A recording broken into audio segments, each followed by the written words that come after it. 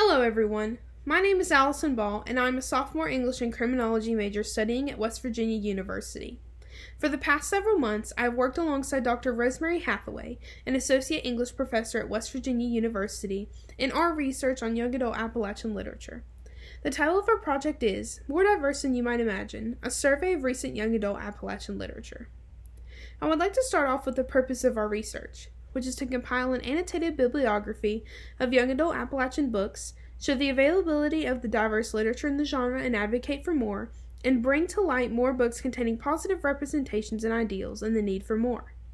So what exactly is young-adult Appalachian literature? The definitions of both young-adult literature and Appalachian literature can be controversial, with lots of different opinions about what makes a text young-adult or Appalachian. For our purposes, we're defining it as a genre of literature tailored to adolescent audiences that include an Appalachian setting, aspects from Appalachian culture, and have young adult protagonists. Although this isn't a definition that everyone uses to identify young adult Appalachian literature, it is what we have identified it as. It is also our mission to include texts that would be considered diverse. For our research, we have chosen specific topics that categorize a text as diverse, such as race, ethnicity, gender, and economic diversity. One of the main reasons we chose this project was to aid in efforts to locate literature for young people that can help push back against Appalachian stereotypes and that reflects the realities of its young people. Growing up in southern West Virginia has taught me so much about the importance of community and taking pride in where I come from. The poor white hillbilly stereotype that is oftentimes portrayed in Hollywood films and television is not a true depiction of Appalachia. Not only is Appalachia a region that has beautiful scenery and recreational tourism, but it is a place where beautifully diverse people are a huge part of what makes Appalachia, Appalachia. As you can see, there are two images, one of past Appalachia and one of present. Although there were also many people of color living in Appalachia during the time of the black and white photo, many just think of white residents in this area.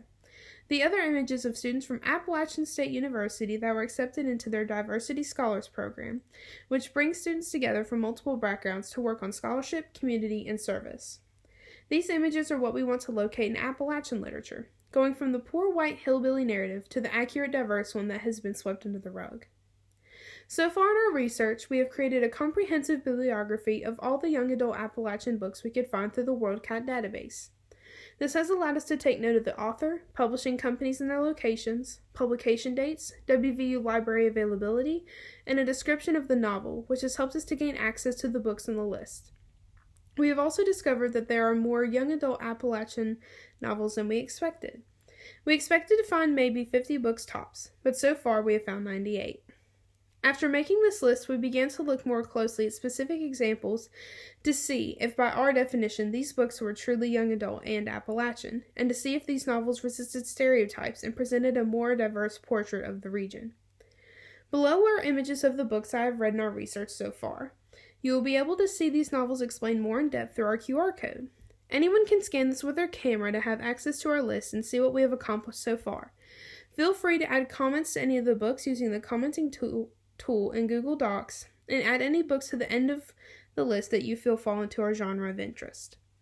Our initial research revealed that the only published list of Appalachian children's literature is Heron and Oliver's 2010 reference book, Appalachian Children's Literature, an Annotated Bibliography.